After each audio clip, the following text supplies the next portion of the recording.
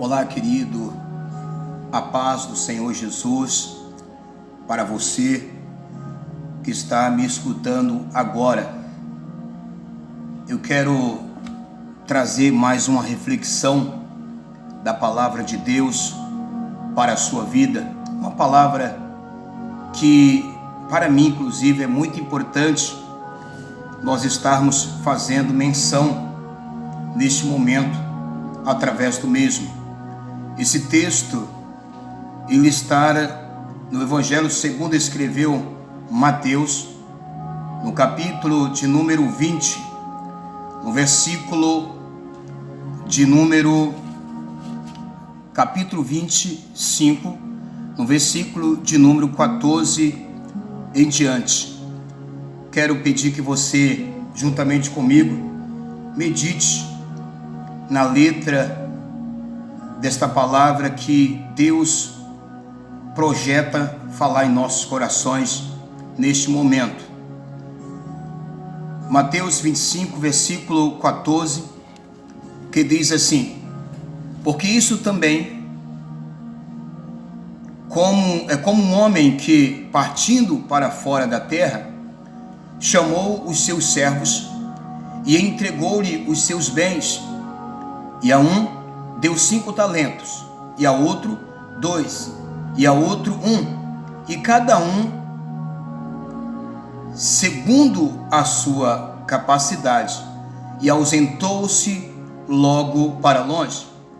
E tendo ele partido, o que recebera 5 talentos, negociou com eles e granjeou outros 5 talentos.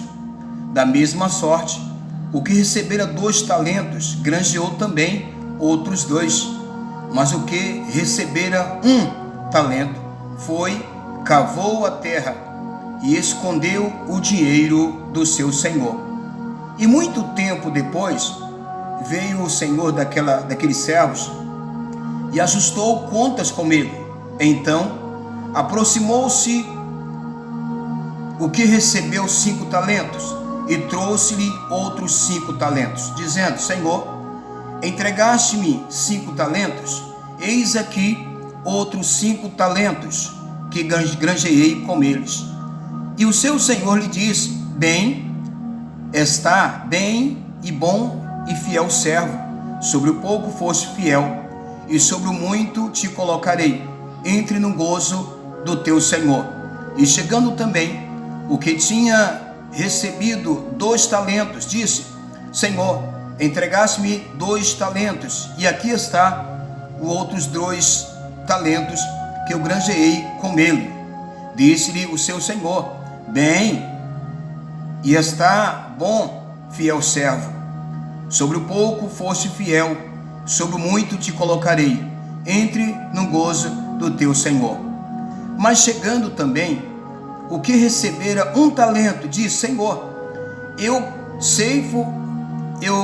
conheço-te, que é um homem duro, que ceifa onde não semeaste, e ajunta onde não espalhaste. E atemorizado, com medo, escondi na terra o teu talento, aqui tem o que é teu. Respondeu-se, porém, o seu senhor, e disse-lhe: mau e negligente servo, sabes que ceifo onde não semeei, e ajunto onde não espalhei? Devias então ter dado meu dinheiro aos banqueiros, e quando eu viesse, receberia o que era meu com juro. Tirai-lhe, pois, o talento, e dai ao que tem os 10 talentos, porque a qualquer que tiver será dado, e terá em abundância, mas ao que não tiver, até o que tem ser-lhe-á tirado.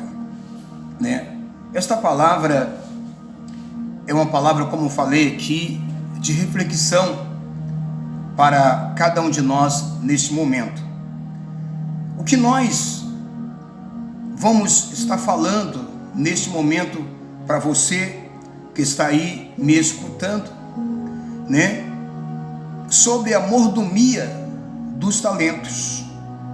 Estamos falando de talentos. O que é talento? Algo que a pessoa adquire, que a pessoa tem. E a Bíblia está dizendo aqui que um homem de condições, ele chamou 3 dos seus funcionários. E quando ele chama o primeiro, ele dá ao seu primeiro funcionário 5 talentos. Ele chama o segundo e dá 2 talentos. E o terceiro, então, ele dá 1 talento. O que nós entendemos é que aquele homem, ele viaja, mas ele vai voltar para pedir conta dos seus trabalhadores, dos talentos que ele lhe confiou. E quando ele volta, ele tem algumas surpresas. E uma das maiores surpresas que ele teve é que o que recebeu menos não teve coragem de negociar e ainda teve medo de perder aquele pouco que tinha. Quando eu falo aqui sobre a mordomia dos 10 talentos, nós vamos estar falando sobre a responsabilidade que nós temos em granjear outros talentos com aquilo que Jesus colocou em nossas mãos. Jesus, ele veio para salvar e buscar o que se havia perdido.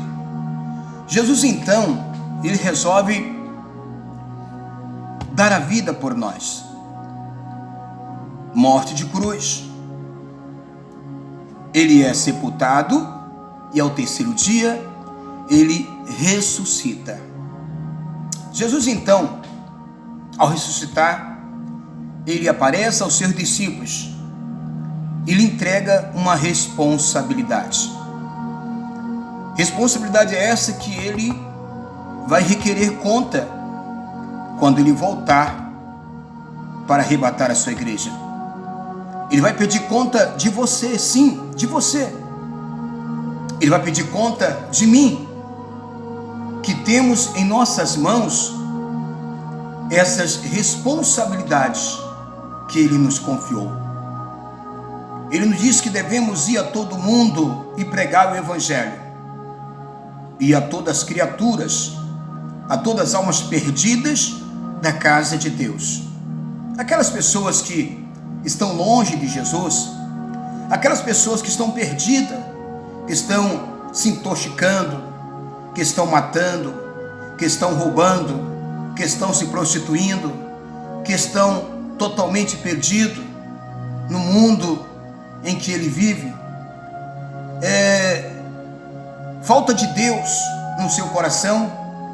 Nós temos essa responsabilidade de ir até essas pessoas e falar de Jesus, ganhar ela através do Espírito Santo para o reino de Deus. Pois bem, eu quero citar para você, amado ouvinte, que está me escutando agora, quero citar 8 tipos de quando Deus pode nos abençoar. Como é que Deus vai nos chamar? Nós observamos que muitas vezes deparamos com pessoas que não têm chamada de Deus, que Deus não a chamou. É muito fácil identificar essas pessoas. Não estou aqui no mundo da crítica, estou aqui à luz da Bíblia Sagrada, que diz que o homem não escolhe a Deus, Deus é quem escolhe, Deus é quem chama, Deus é quem capacita, e Ele capacita aqueles que Ele chama. Então nós entendemos que há muitas pessoas dizendo que Deus o chamou, muitas pessoas dizendo que foram consagradas por Deus, mas esta pessoa nunca obedeceu ninguém, não obedeceu o seu pai, a sua mãe, não obedeceu os seus pastores, não obedeceu a sua liderança, não obedece o seu patrão, o seu chefe, não obedece os mais velhos, não obedece a ninguém. E essas pessoas, geralmente, ela se denomina alguém que diz ser, mas que não é. Por quê? Ela se denomina porque não teve o tempo ou o querer de se preparar ou ser preparado por alguém para exercer tal responsabilidade. Então, ela avança na sua chamada, auto se consagra e diz: o Senhor me consagrou, o Senhor me chamou. E ninguém pode chegar a lugar nenhum. Se você for fazer uma faculdade, você precisa respeitar, você precisa obedecer ao professor, você precisa obedecer todos os requisitos que caem, e além disso você precisa passar por todos os testes e provas para você chegar e ser diplomado. E quando você recebe o seu diploma, você vai juntamente acompanhado com aqueles que te lideraram, com aqueles que te ensinaram, juntamente com os familiares que há tanto tempo vêm te observando. Então Deus, Ele tem chamada na vida de cada um de nós, mas devemos estar nos preparando. Então, como é, que tem que ser o obreiro do Senhor? Como é a relação de Deus para com o obreiro para fazer a sua obra? Quero citar aqui o primeiro ponto. O trabalhador precisa dar exemplo de vida. Como é que é esse trabalhador? Como é que tem sido esse obreiro? Ele tem dado testemunho nas ruas? Ele tem testemunhado dentro da sua família, dentro da sua casa? Eles obedecem os seus pais? Como tem sido a vida, desse obreiro que Deus já chamou, ou que a si mesmo muitas vezes tem se chamado, e Deus não está no negócio? Então, como é que eu devo fazer para ser um servo de Deus, ter o chamado e cumprir o chamado de Deus na minha vida? Primeiro, o trabalhador precisa dar exemplo de vida. Se você quer ser uma pessoa escolhida por Deus para fazer a sua obra, dê testemunho onde quer que você esteja, onde quer que você passe. Faça com que a palavra de Deus venha se cumprir na sua vida todos os dias, no seu andar, no seu falar, no seu vestir, no seu proceder. Então, o trabalhador precisa dar exemplo todos os dias do cristão que ele é. Segundo ponto, Deus não chama ninguém pela aparência. Deus não está importando se você é bonito, se você é feio, se você é negro, se você é branco, se você é amarelo, se você é pobre, se você é rico, se você é muito inteligente, se você não tem inteligência nenhuma. Deus não está preocupado com isso. Como já citado aqui, a Bíblia diz que Deus chama e capacita. Ele não chama os capacitados, Ele chama e por sua vez capacita aquele que Ele a chamou. Então, Deus não chama ninguém pela aparência. Você pode ser o melhor teólogo que você quiser. Você pode falar bonito como você quiser. Você pode ser alguém que tem muito dinheiro, muita influência, mas se Deus não te chamar nesse momento para fazer a obra, não avance. Deus é quem chama. Eu conheço muitas pessoas e pregadores que ele não tem as suas vistas, mas foram chamados por Deus. E quando ele prega, você vê Deus na vida desse obreiro, porque Deus não está preocupado com a sua aparência. O terceiro ponto que nós vamos estar estudando aqui neste momento, Deus não dá além daquilo que nós suportamos. Eu conheço muitas pessoas que estão dizendo que Deus, Ele, colocou prova demais. Deus isso não está comigo. Mas o Senhor, Ele me abandonou.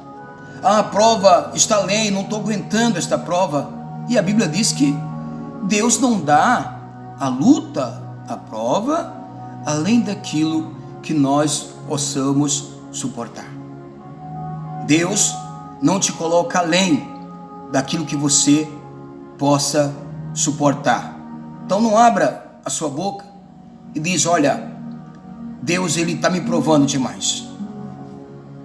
Olha, eu sou cristão, mas estou quase desistindo porque eu não estou aguentando mais essa prova. Deus, Ele não dá além daquilo que nós possamos suportar. O quarto ponto: Deus só chama pessoas que estão trabalhando. Não queira ser uma pessoa preguiçosa, pessoas que não gostam de trabalhar, pessoas que não alimentam a sua família, que não têm responsabilidade na sua família, pessoas que às vezes chegam na igreja e quer ser obreiro, mas não varre uma igreja, não limpa um banheiro, não procura ajeitar as cadeiras ou os bancos da igreja, não se preocupa com nada ou de preparar nada, porque na verdade nós não fazemos depois que somos consagrados. Nós temos o dever de fazer antes, A consagração só é um ponto de reconhecimento que na verdade não tem muito a ver com a sua salvação, O cristão, quando ele aceita Jesus, ele já sente um desejo de amar a obra de Deus e fazer a diferença na obra do Senhor. Então, querido, nós entendemos aqui que Deus está sempre chamando quem trabalha, O pastor nunca vai chamar na igreja, ou Deus vai mandar o pastor chamar e consagrar alguém que nunca trabalhou na igreja, que nunca fez nada na igreja, que não se importa em cuidar da igreja ou ajudar a sua liderança. Deus, Ele só chama quem trabalha. Nós temos um ponto aí em 1 Samuel 16:11, onde a Bíblia diz que Davi estava onde? No campo, Davi estava no campo. Os irmãos de Davi estavam em casa. Por que estavam em casa? O menor estava lá no campo.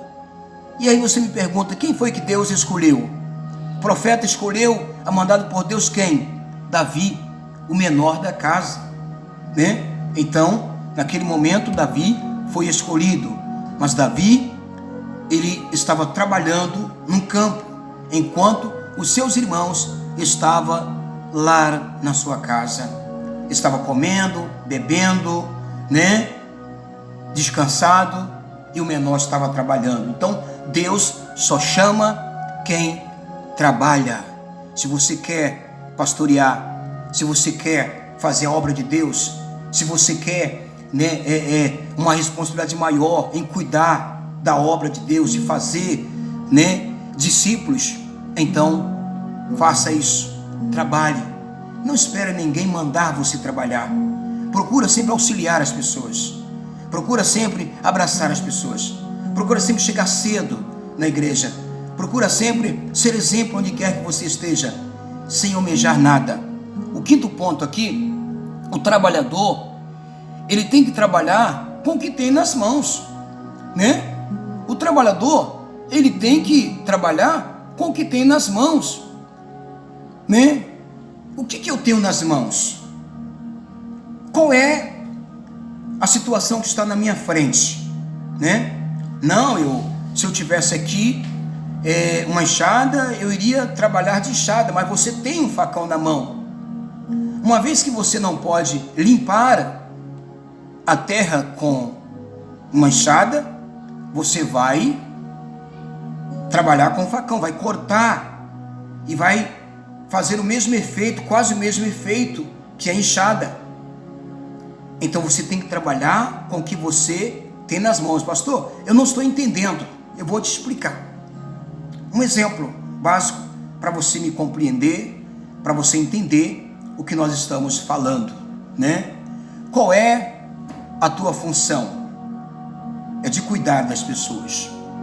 Trabalhar com ferramenta que nós temos nas mãos muitas vezes, você não tem uma função de evangelização, mas você pode chegar na igreja e ver se o bebedouro está funcionando.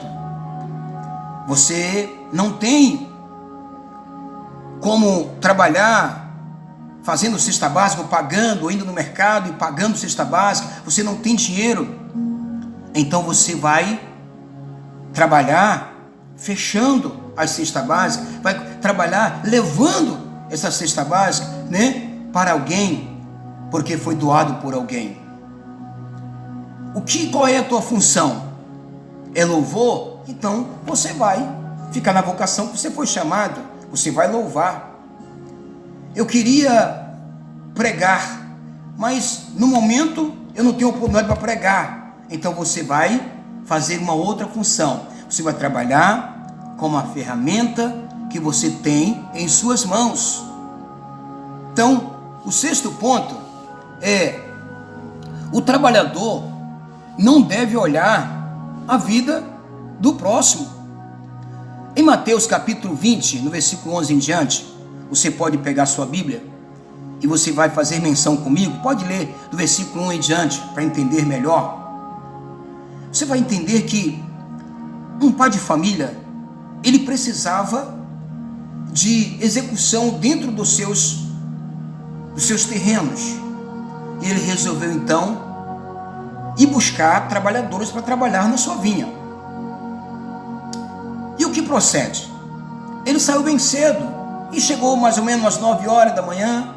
Ele encontrou alguém sem fazer nada. Você está trabalhando? Não. Então, você quer trabalhar? Eu pago tanto por dia. Digamos aí, eu pago 10, né? Eu pago um dinheiro por dia. E aí, ele foi feliz da vida, estava desempregado. E ele foi trabalhar às 9 da manhã. E ele mandou ir para sua fazenda trabalhar, mas ele continuou salariando pessoas para trabalhar lá na sua fazenda, nas suas terras. E quando chegou mais ou menos aí, digamos meio-dia, ele encontra alguém na praça e diz: você está desempregado? Estou. Você quer trabalhar? Quero. Você quer? Eu pago um dinheiro para você trabalhar na minha empresa. E ele disse: tá bom. Ficou feliz da vida e foi trabalhar. Isso meio-dia, aproximadamente, é um exemplo que estou te colocando. E aí, vai para minha vinha, e ele feliz da vida foi trabalhar. E quando chegou aproximadamente, eu acredito, umas 2, 3 horas da tarde, ele encontrou a terceira pessoa. E ele disse: você está trabalhando? Não. Está desempregado? Estou. Você quer trabalhar na minha terra? E ele disse: você paga a conta? Eu pago um dinheiro. Ele ficou feliz da vida e foi trabalhar na terra. Mas quando chegou lá para as 4, 5 horas, final do dia, ele chamou aqueles trabalhadores e deu um dinheiro para cada um. E o que pegou 9 horas da manhã, ele reclamou com aquele senhor: peraí, não é justo. Eu trabalhei, peguei 9 da manhã, o outro pegou meio-dia e o outro pegou 3 da tarde. E por que o Senhor me paga a eles a mesma quantidade que pagou a mim? E ele falou: peraí, eu te contratei por quanto? Ele disse: um dinheiro. Então, tá aí o que é teu.